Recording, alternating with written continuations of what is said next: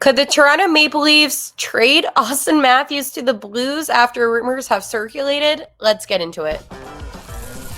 Hey, this is Brayden Chen. Subscribe to Locked On Blues. You're Locked On Blues, your daily podcast on the St. Louis Blues. Part of the Locked On Podcast Network, your team every day.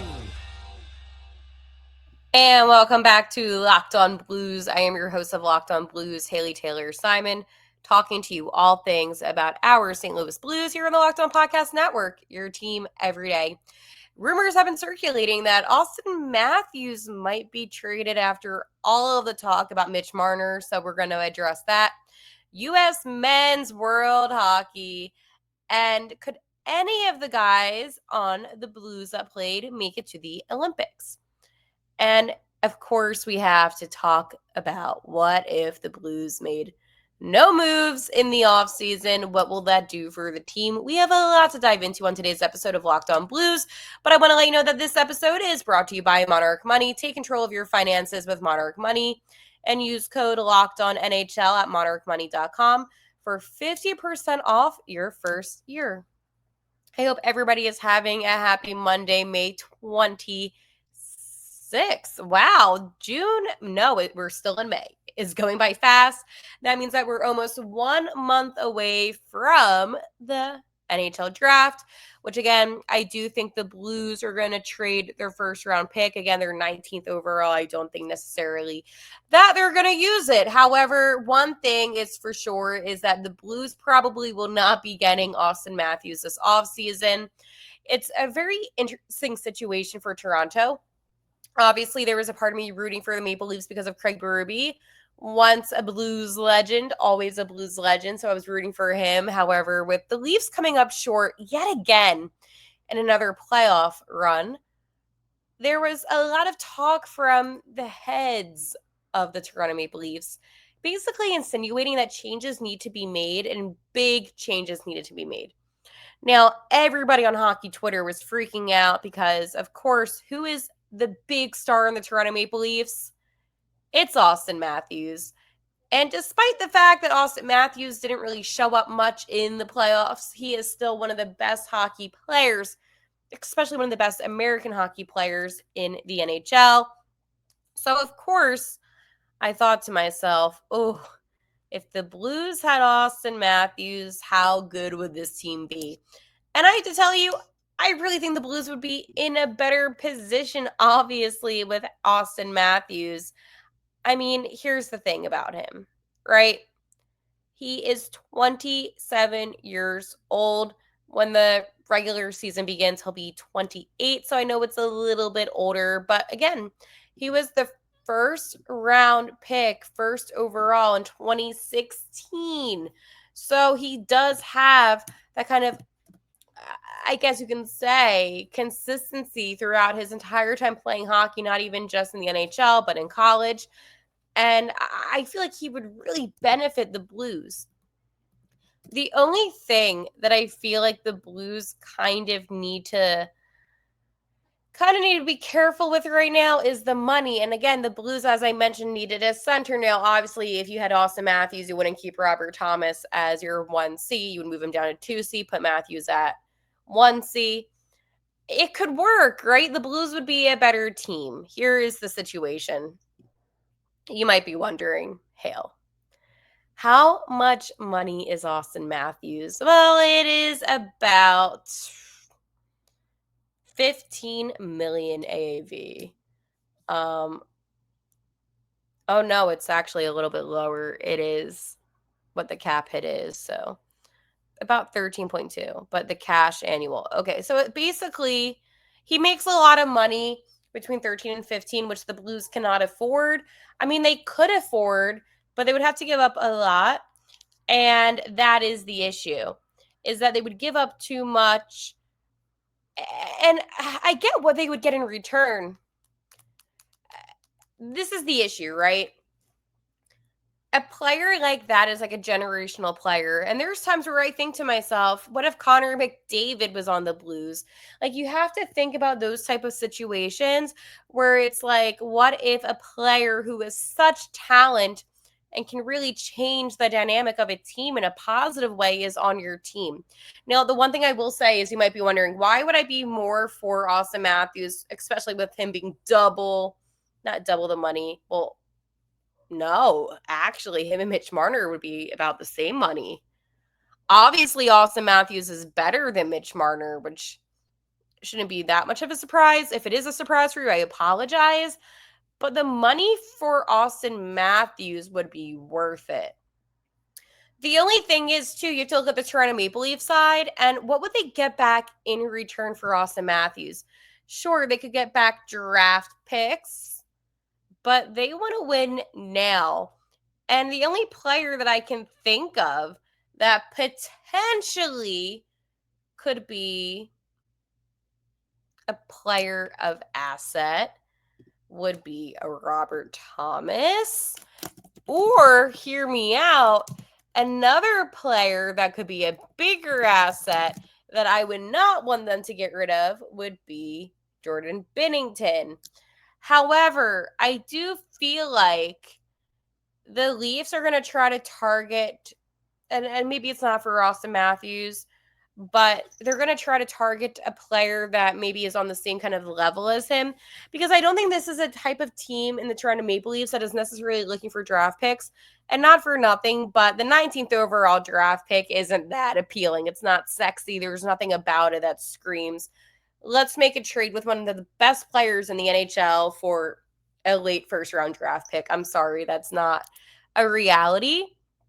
However, I think that when you're comparing different players throughout the league, you have to remember that the Blues do have assets, right? And Robert Thomas is the type of player that I feel like might do some good, but it would be like Thomas, it would be like a Binnington, all in the same package, a Kyrou. Like, it would be like an insane package with a lot of draft picks. Now, I'm talking hypothetical right now because I know how this goes. The Leafs make a trade with the Blues and former Blues players play with their former head coach. Like, I get the articles. I get maybe the commotion that would come out of it. But I just don't see that happening for a multitude of reasons. Number one reason is that the Toronto Maple Leafs essentially said they want to make some big moves this offseason. Why would that indicate Auston Matthews? And I'm not trying to sound wise or anything like that, but big moves don't necessarily mean you're superstar. I think that big moves means trading guys that have been on the team for a while. Maybe, I don't know. Like, I just don't see in a world where having Auston Matthews not on your team betters your team. But I can also understand he's about to be 28 years old. The team hasn't won you a cup with him. So again, like, you have to look at it for how it is. But then if you look at other teams that have really talented players, like a Connor McDavid on the Edmonton Oilers, yes, they've been to the Stanley Cup Finals. And again, all credit to them because that's not easy to do. But McDavid, he is also 28. But I feel like the one difference between McDavid and Auston Matthews, it's weird, right? They're the same age, but I feel like they get put on such a different pedestal. McDavid is clutch in the playoffs. And he's always been, I feel like, just a clutch player overall. It's very consistent with him. Like with McDavid, you never have to worry about his work ethic. And I'm not calling Auston Matthews lazy by any means. But I feel like sometimes in big, high leverage games, he blends in a little bit. But again, that's another thing that the Maple Leafs have to ask themselves. Does he work well in Toronto? I feel like personally, I'm a little biased, but I feel like he would work really well under Coach Montgomery. I do, with his systems, with everything that Mountie does. I feel like Matthews would exceed and accelerate, but that's also hard to say because of how much I love and respect Craig Berube. So again, I couldn't think of a better head coach for the Toronto Maple Leafs. And I said what I said. Berube will be the coach to get the Maple Leafs a cup. And I mean that. I really do. The only question that we have right now is, when will that happen and will who be on that team? Because you saw how the Florida Panthers kind of rearranged their team. You saw how let's face it, the Vegas Golden Knights expansion team, the first year they end up going to the finals, they lose to Washington, but they still made it to the finals. And a few years later, they were able to win the whole thing. So for the Leafs, yeah, maybe it's not off the table. I think it's highly unlikely. I would try to build around Auston Matthews if you're going to be losing a Mitch Marner. But again, for the Blues' sake, I would love to see Auston Matthews wearing the blue note. Question is, will that happen? I don't know. But what I do know is that there was a couple of Blues players that were playing in the men's world. And I want to talk about some of them that I think could be in the Olympics. But before I do that, I want to talk to you about my friends over at Monarch Money. Ever check your bank account and wonder, where did all my money go? Between dining out, online shopping, and entertainment, it's easy to lose track. That's where Monarch Money comes in, your personal CFO, giving you full visibility and control over your finances. Monarch Money isn't just a budgeting app, it's a complete financial command center.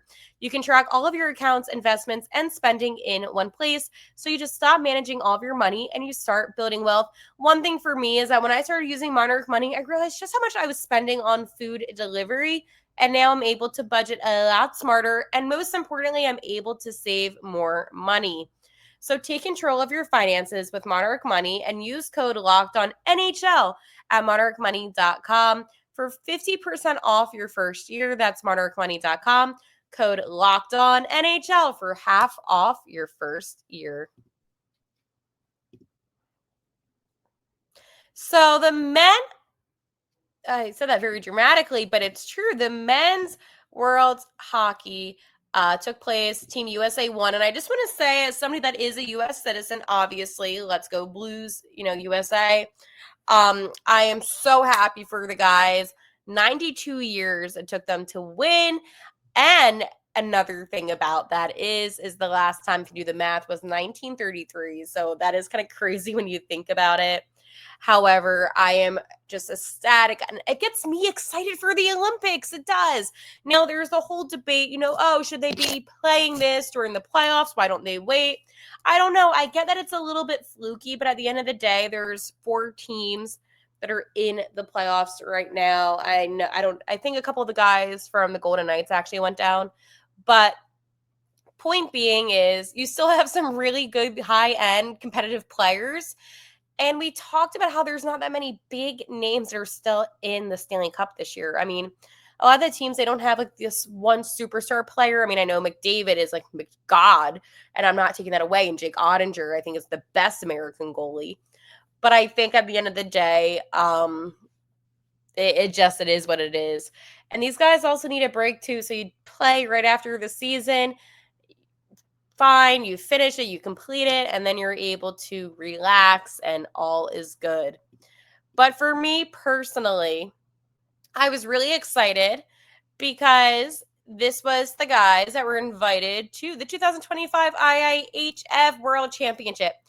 Jordan Binnington and Captain Braden Chen representing Team Canada.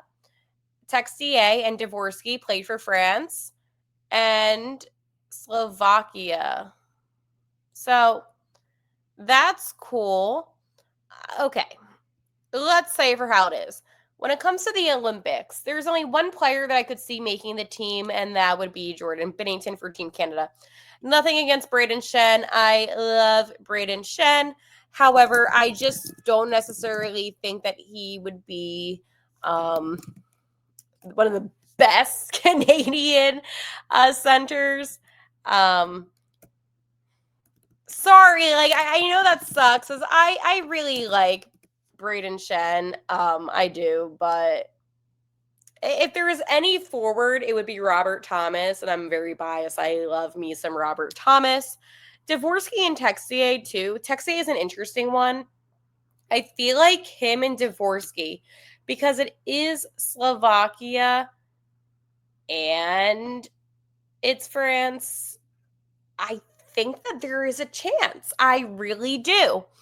And I think that's what's so cool about the Olympics. It's different than what we saw at the Four Nations face-off. It allows players that are from other places that maybe don't get as much representation to be able to play. So I personally love that. I think that Texier actually had a really good season. I know that Doug Armstrong was really hyping him up at the end of the season exit interviews, and I agree. Texier did what he needed to do.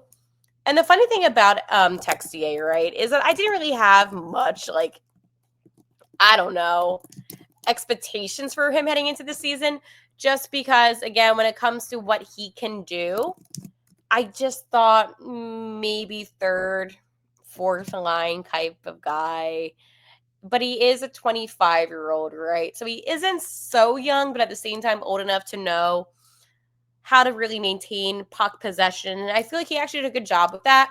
And that was the number one thing that I wanted from Texier, is because when I previously watched Texier, right, I watched a lot of clips of Texier from when he was on the Blue Jackets, and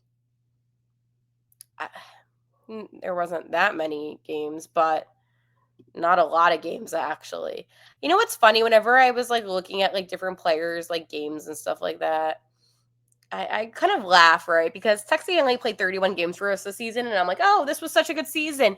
Meanwhile, this was, like, the least amount of games he's ever played in a season. However, it is what it is. We all know why, and that's fine. Now, Dvorsky, I'm very biased because we all know how I feel about Dvorsky.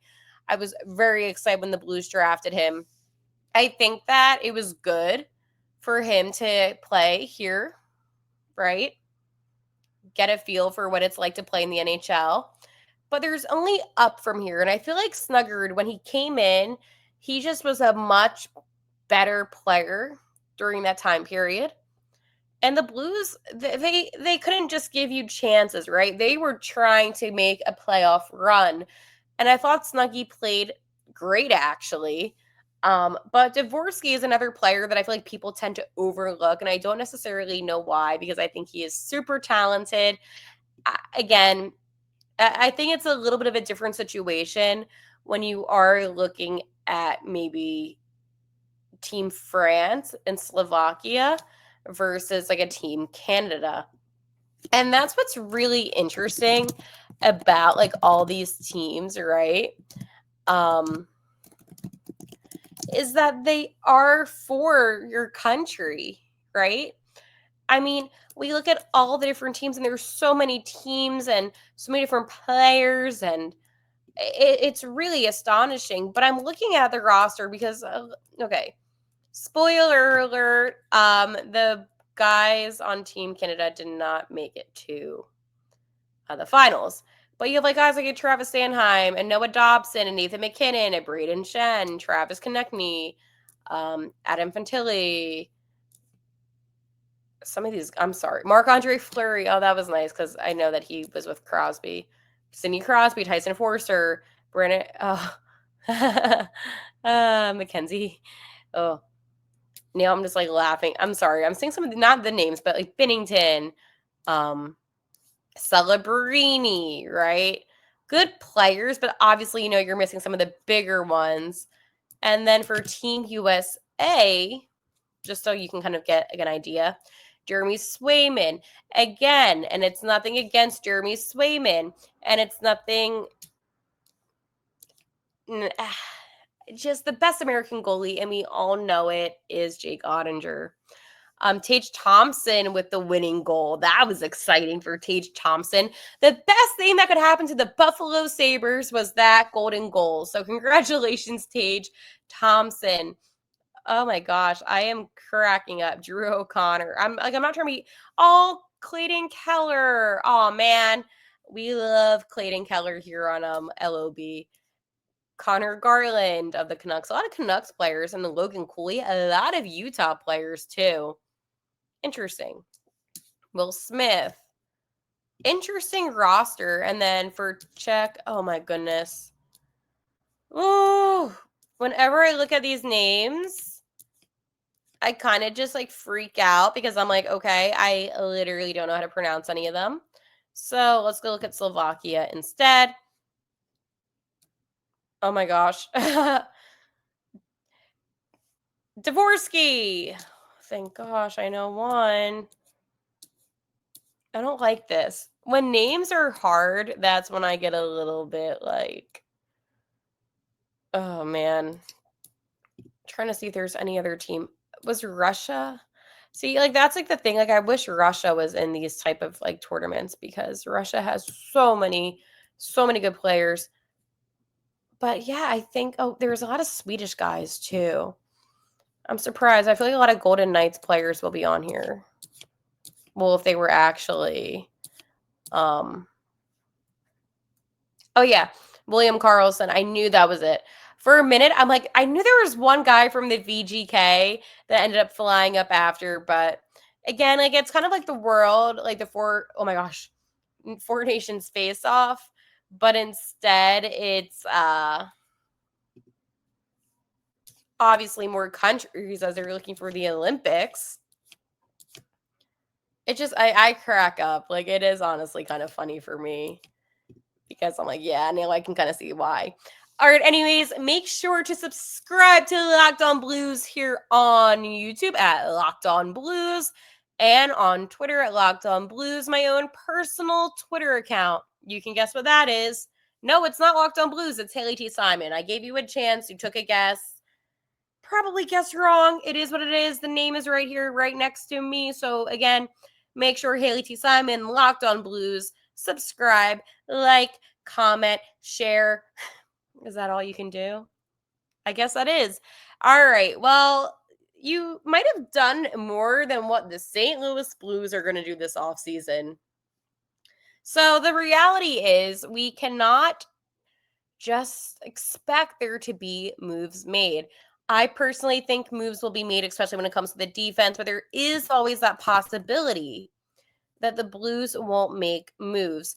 And I don't think it's because of any reason other than maybe just like cap space or maybe because they just don't like what they see on the market, right? Because you can always make trades during the season. Like, it's not like you're not allowed to. We have a whole trade deadline set in place.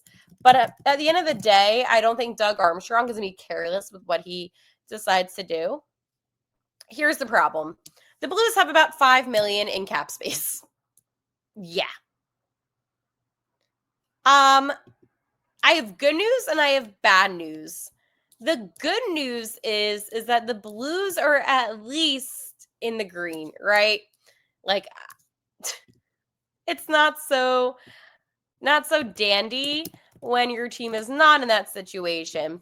And I think for the Blues right now, them being in the green is positive. Yay.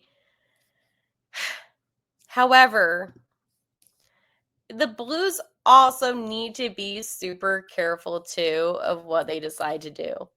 Because there are some teams, let's face it, that are in a much better position than the St. Louis Blues, right? Now, again, I don't like math. I've never liked math. And I hate the whole, cap space talk situation because it's like 5, 0, 2, 5, 1, whatever. However, the annual cap hit is about 90,000, right? Right now, the Blues on their active roster have 22 out of 23. Okay? When it comes to standard contracts, 41 out of 50. So again, I personally believe, and I hate injuries, and that makes me very upset, but there is always that possibility that if Torrey Krug really can't play again, there might be does that even, I don't think that even hits right now. No. Yeah, so it doesn't hit. Oh, wow. The Blues are in a bad situation then. Oh, boy. Oh, boy. Well, the thing is, Justin Folk is making next season will make about 6.5. You have Nick Leddy just making $4 million. Ryan Suter's really wow. Matthew Kessel's making $800,000. Tucker's close to $1 million. Broberg's at 4.5, but we knew we were going to be overpaying for Broberg, so I'm not upset about that. Colton Parayko's at 6.5. Oh, man. Wow. Nathan Walker, oh my goodness, in the 700s. Snuggie is almost at $1 million. Oh, Dvorsky is at the 800s, and so is Bolduc. Sonny's 1.5, but that's not crazy. Let's go see. Bushi is at 8 million. Wow. Woo! Jordan Cairo and Robert Thomas are making the same amount of money. I wouldn't have done that. Why is Braden Shen making 6.5? Wait, hold on. Wow. How much is Biddington? 6 million for Biddington, but you're paying Jordan Cairo 8 point. No, man. Yeah, Joel Hofer, by the way, is a restricted free agent, so we'll talk about him. Wow, I'm going to crash out over that. I don't like that. All right, well, tomorrow we are going to be talking about Joel Hofer and about maybe who deserves to be paid more on the Blues. But until then, I'll talk to you later. And like always, let's go Blues.